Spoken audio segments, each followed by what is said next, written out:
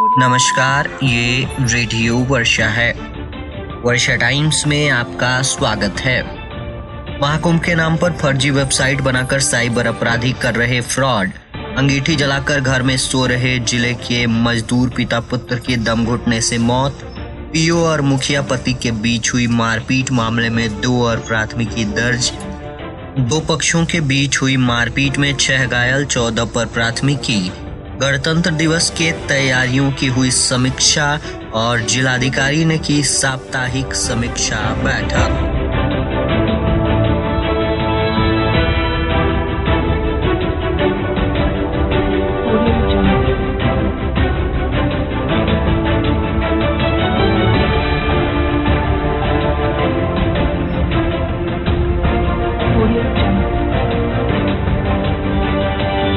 वर्षा times के साथ मैं नवनीत। अब वर्षा टाइम्स विस्तार से। गोपालगंज संवाददाता के अनुसार प्रयागराज में सोमवार से शुरू हुए महाकुंभ मेले को लेकर प्रशासन को बड़ी चिंता श्रद्धालुओं के ठगी की भी है। बुकिंग के नाम पर साइबर अपराधी फर्जी वेबसाइट बनाकर श्रद्धालुओं को चूना लगा रहे हैं। पुलिस प्रशासन के लिए इससे निपटने बड़ी चुनौती के रूप में सामने आ रही है। अनुमान है कि जिले से भी लाखों लोग इस धार्मिक आयोजन में हिस्सा लेने के लिए जाएंगे। इस दौरान साइबर अपराधियों द्वारा फर्जी वेबसाइट बनाकर टेंट, कॉटेज, गेस्ट हाउस, धर्मशाला व होटल आदि की बुकिंग के नाम पर लोगों से पैसे ऐंठने की योजना बनाई गई है। ये प्रशासन के लिए एक बड़ी चिंता का विषय है। साइबर अपराधियों पर काबू पाने के लिए पुलिस ने सही वेबसाइट व नेशनल हेल्पलाइन नंबर व साइबर सुरक्षा के लिए अधिकृत वेबसाइट जारी कर लोगों को सतर्कता के साथ बुकिंग आदि करने के लिए आगाह किया है। बता दें कि यूपी पुलिस ने अब तक 80 ऐसे फर्जी वेबसाइट्स की जांच की है और इनमें से 10 से ज्यादा वेबसाइटों को बंद कराया है। पुलिस का कहना है कि उन्हें ठगी की शिकायतें मिल रही हैं और प्रशासन इन मामलों पर रोक लगाने के लिए लगातार प्रयास कर रहा है। एसपी ने इसको लेकर सरकार द्वारा जारी अधिकृत वेबसाइट जारी की है, जो है www.https. से शुरू है। वहीं पुलिस ने http को गलत ठहराते हुए इस वेबसाइट का प्रयोग नहीं करने की सलाह दी है। एसपी अवधेश दीक्षित ने श्रद्धालुओं से अपील की है कि अधिकृत वेबसाइट का ही प्रयोग करें। वहीं उन्होंने साइबर क्राइम से सुरक्षा के लिए अधिकृत वेबसाइट www.cybercrime.gov.in व नेशनल हेल्पलाइन नंबर जारी करते हुए लोगों को किसी तरह साइबर क्राइम से जुड़े मामलों के लिए कॉल करने या ईमेल करने की अपील की है।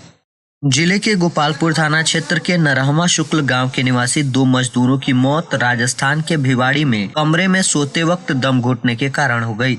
घटना राजस्थान के खैरथल तिजारा जिले की है, जहां नरहवा शुक्ल गांव के भिवाड़ी में रहकर पिता पुत्र परिवार के साथ मजदूरी करते थे। शनिवार की रात पिता पुत्र और बेटे का एक दोस्त कमरे में अंगीठी जलाकर सोए थे। रविवार की दोपहर 3 बजे तक किसी के भी घर से बाहर नहीं निकलने पर परिजन व पड़ोसियों ने दरवाजा तोड़ा। 3 मृत पाए गए। घटना के बाद परिजनों में कोहराम मच गया। मृतक जिले के गोपालपुर थाना क्षेत्र के नरहवा शुक्ल के 50 वर्षीय धनंजय दुबे व उनके 18 वर्षीय पुत्र अंकित दुबे हैं। धनंजय विगत कई वर्षों से अपनी 3 बेटियों, बेटे व पत्नी के साथ भिवाड़ी के मनीष कॉलोनी में किराए के मकान में रहते थे।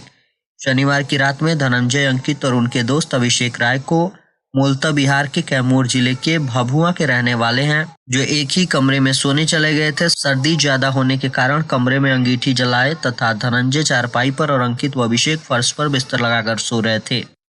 भोरे संवाददाता के अनुसार शुक्रवार को मनरेगा के पीओ तथा चकरवा खास पंचायत की मुखिया के पति के बीच हुई मारपीट मामले में सोमवार को 2 और प्राथमिकियां दर्ज की गई हैं। इसके साथ ही इस मामले में अब तक 3 प्राथमिकी दर्ज हो चुकी है। पहली प्राथमिकी पीओ राजीव रंजन के आवेदन पर चकरवा खास पंचायत के मुखिया पति विजय तिवारी, व्यवसायी राकेश सिंह तथा 4 अज्ञात के खिलाफ दर्ज हुई है। सोमवार को दूसरी प्राथमिकी चकरवा खास पंचायत की मुखिया अर्पिता देवी ने दर्ज कराई। इसमें उन्होंने कहा कि शुक्रवार को वो अपने पति को पंचायत से संबंधित योजनाओं की जानकारी के लिए मनरेगा कार्यालय में भेजा था। पति द्वारा योजना के संबंध में पूछताछ करने पर पीओ गाली गलौज करने लगे। विरोध करने पर पीओ और लक्ष्मीचक के अर्जुन सिंह मारपीट कर झूठे मुकदमे में फंसाने की धमकी देने लगे। पंचायत के कई आवश्यक कागजातों को फाड़ दिया गया तथा जान से मारने की धमकी भी दी गई। तीसरी प्राथमिकी लक्ष्मीचक गाँव के नीरज कुमार ने दर्ज कराई है और कहा है घटना के समय वो मनरेगा कार्यालय में जॉब कार्ड बनवाने गए हुए थे। उसी समय पीओ के कमरे का दरवाजा बंद था और अंदर से हल्ला हो रहा था। दरवाजा खोला तो देखा कि पीओ के साथ चकरवा खास पंचायत के मुखिया पति विजय तिवारी एवं ठकुराई बिलवा के राकेश सिंह मारपीट कर रहे थे। जब वो बीच बचाव करने लगे तो उन्हें जाति सूचक शब्द कहकर प्रताड़ित किया गया तथा लपड़ थप्पड़ से मारपीट करते हुए जान से मारने की धमकी भी दी गई।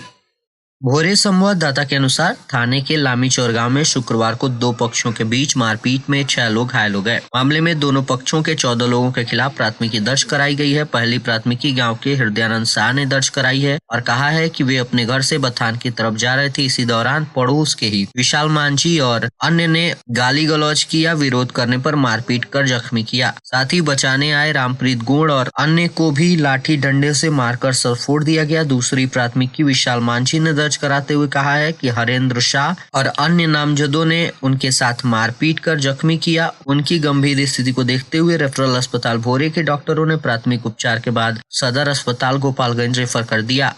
रेडियो वर्षा के गोपालगंज के संवाददाता सत्य प्रकाश वर्मा के अनुसार बिहार के पूर्व उप मुख्यमंत्री एवं वर्तमान में प्रतिपक्ष के नेता तेजस्वी यादव ने सीएम पर निशाना साधते हुए कहा है जनता से मिलने के बहाने प्रगति यात्रा का नाम देकर मुख्यमंत्री नीतीश कुमार ने जनता के 2 अरब रुपए खर्च कर दिए। तेजस्वी यादव गोपालगंज सर्किट हाउस में पत्रकारों को संबोधित कर रहे थे। उन्होंने कहा कि नीतीश कुमार थके हुए मुख्यमंत्री हैं और नीतीश कुमार रिटायर्ड आईएएस के साथ सरकार चला रहे हैं, जो बिहार के भविष्य के लिए दुर्भाग्यपूर्ण है। उन्होंने कहा कि राजद की सरकार बनी तो 1 माह के अंदर मां बहन मान योजना शुरू होगी। बिहार के लोगों को प्रति माह 200 यूनिट बिजली मुफ्त दी जाएगी। तेजस्वी यादव ने कहा कि वृद्धा पेंशन की राशि 1500 रुपए कर दी जाएगी। साथ ही नेता प्रतिपक्ष तेजस्वी यादव ने कहा कि एनडीए सरकार में पेपर लीक से छात्रों को निराशा मिली है। इस बेरहम सरकार में छात्रों को पीटा जा रहा है। विश्वविद्यालय में शिक्षकों को ससमय वेतन नहीं मिल रहा है। प्रगति यात्रा में सीएम नीतीश कुमार ने जनता से मिलने के बहाने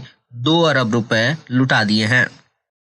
जिला पदाधिकारी प्रशांत कुमार सीए द्वारा उप विकास आयुक्त कुमार निशांत विवेक व अपर संहारता राजस्व आशीष कुमार सिन्हा, अपर संहारता आपदा सादुल हसन, जिला भू अर्जन पदाधिकारी संजीव कुमार एवं अन्य सभी जिला स्तरीय पदाधिकारियों के साथ वीडियो कॉन्फ्रेंसिंग के माध्यम से जुड़े सभी अंचलाधिकारी एवं प्रखंड विकास पदाधिकारियों की उपस्थिति में 26 जनवरी 2025 को गणतंत्र दिवस से संबंधित तैयारियों की समीक्षा बैठक की गई। संबंधित समीक्षा में सभी प्रकार की तैयारियों की जानकारी लेते हुए गणतंत्र दिवस 2025 के निमित्त विधि व्यवस्था संधारण हेतु सभी अंचल अधिकारियों एवं प्रखंड विकास पदाधिकारियों को निर्देशित दिया गया कि प्रत्येक संवेदनशील सूचनाओं का संग्रह कर अविलंब सूचित करेंगे तथा जिला स्तरीय बैठक में दिए गए निर्देशों का अनुपालन हर हाल में सुनिश्चित कराएंगे।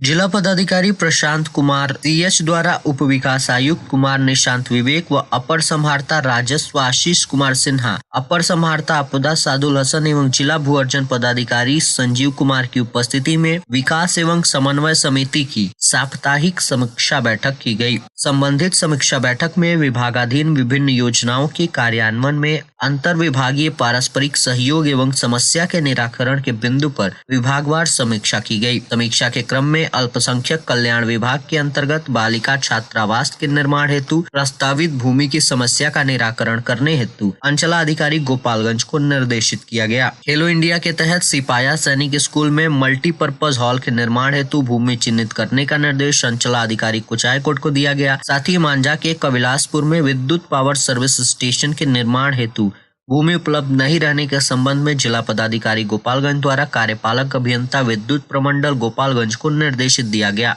विगत 5 अगस्त को विजयीपुर प्रखंड प्रमुख के विरुद्ध लाया गया अविश्वास प्रस्ताव सोमवार को पारित हो गया। प्रमुख चंदा सिंह के विरुद्ध 10 मत पड़े तथा उनके पक्ष में 8 मत पड़े। वहीं उप प्रमुख के विरुद्ध लाए गए अविश्वास प्रस्ताव के विरुद्ध 9 तथा पक्ष में भी 9 मत पड़ने से पक्ष विपक्ष बराबर हो गया, जिसके चलते उप प्रमुख मनोज शाह की कुर्सी बरकरार रही। उक्त सारी प्रक्रिया अनुमंडल पदाधिकारी व पर्यवेक्षक अभिषेक कुमार चंदन की देखरेख में हुई। अनुमंडल पदाधिकारी ने बताया कि जो अविश्वास प्रस्ताव लाया गया था वो पारित हो गया है। विधि व्यवस्था चुस्त दुरुस्त रखी गई। भोरे बीडीओ दिनेश कुमार सिंह तथा बीपीआरओ एवं सीओ वेद प्रकाश नारायण मजिस्ट्रेट की देखरेख में बैठक शांतिपूर्ण संपन्न हुई।